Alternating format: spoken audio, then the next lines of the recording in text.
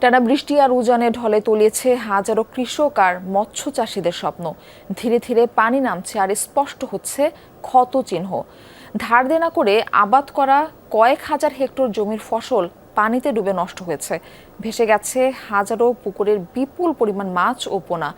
কৃষি বিভাগ বলছে ক্ষতিগ্রস্ত কৃষকদের তালিকা করা হচ্ছে, দ্রুতই তাদের দেয়া হবে সরকারি সহায়তা।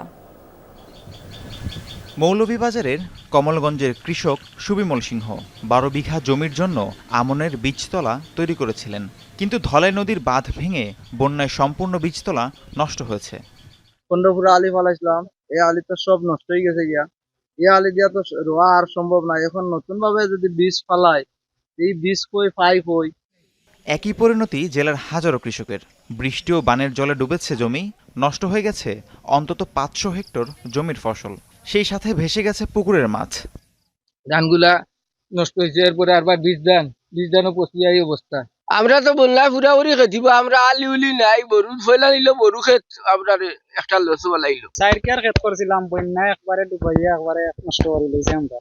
হবিগঞ্জেও খোয়াই নদীর বাঁধ ভেঙে আকস্মিক বন্যায় ফসল নষ্ট হয়েছে বহু চাষির।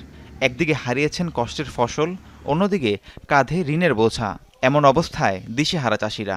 কিস্তিতে টেহা তুললে আমি ফসল ফলাইছি, বিরসার মধ্যে 2টা বিরসা করছি, বন্যা নিছি গা। আমাদের লাউ বিছা গেছে, কুমড়া বিছা গেছে, বেগুন বিছা গেছে, কইশাক বিছা গেছে, আমাদের ধান গেছে। আমরা এলাকার জেলার মাছ, সবজি বাগান, ধান সব কিছু তো একবারে তুলে গেছে, অনেকের ঘর বাড়ি পড়ছে। আমার 2 বিছা খৈশাক আছে, 2 বিছা খৈশাক নিছি গা। আমার চলা খুবই অসুবিধা, চলতাম না। শুধু কৃষকই নন, মৎস্য চাষিরাও ব্যাপক ক্ষতির সম্মুখীন হয়েছেন। জেলার প্রায় 1,500 পুকুরের বিপুল পরিমাণ মাছ ও পোনা ভেসে গেছে বন্যায়। আমার ছেলেটা অসুস্থ, আমি চাইছিলাম ওই হার্ট অ্যাটাক করছে, রিং লাগাইতে চাইছিলাম ওই মাছ বেচা। ওখানে রাত্রে ওটার 2টা সময় পানি আইয়া আমার মাছ সব লইয়া গেছি গা। 1.5 জায়গা রয়েছিলাম ভাই, খুব ঋণ হইয়া কিস্তি মিস্তি তুললে গরিব মানুষ রাস্তা কাজ করি যা আছে এটা সব পচে যাইতেছি গা, এটা আর ঠিকবে না। আমরা কিভাবে চলবো বা চলি এ খাল্লাইছানে আর কেউ জানে না। টানা বৃষ্টি থামলেও ভোলায় এখনও বহু কৃষকের জমি তলিয়ে রয়েছে পানিতে। অথই জলে ডুবে নষ্ট হয়েছে শত শত হেক্টর জমির আবাদ।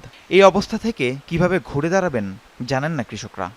এটার মধ্যে আমি 70 কেজি ধান বানিয়েছি, এই ফেলায় 8 দিনের বৃষ্টি আমার ধানটা ফসে গেছে গা। আজ 1 সপ্তাহ 10 দিন পর্যন্ত পানি খেতে, এই পানি কোনো দিকে যায়ও না, হরও না, কিন্তু জ্বালাড়ি আমার পচে যাইতে আছে।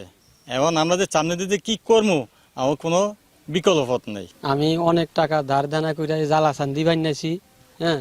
এখন আমার জ্বালা টানা 1 সপ্তাহ বৃষ্টিতে আমার জ্বালা সব নষ্ট হয়ে গেছে। আমাকে জ্বালা খেতে একাডু পানি, বিল খাল সব তলে রয়েছে, ফুকুর টুকুর সব তলে রয়েছে। কৃষি বিভাগ বলছে ক্ষতিগ্রস্ত কৃষকের তালিকা করা হচ্ছে, এরপর তা মন্ত্রণালয়ে পাঠানো হবে। প্রণোদনা বরাদ্দ পাওয়া মাত্রই বিতরণ করা হবে চাষিদের মাঝে।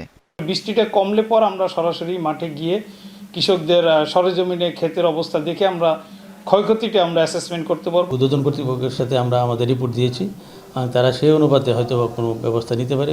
যারা ক্ষতিগ্রস্ত হয়েছে তাদের জন্য হয়তো কোনো প্রণোদনার প্যাকেজ হয়তো আসতে পারে। বৃষ্টি ও বন্যায় ভোলা, হবিগঞ্জ ও মৌলভীবাজারে প্রায় 2,500 হেক্টর জমির ফসল ক্ষতিগ্রস্ত হয়েছে। রাহিম সারোয়ার, যমুনা নিউজ।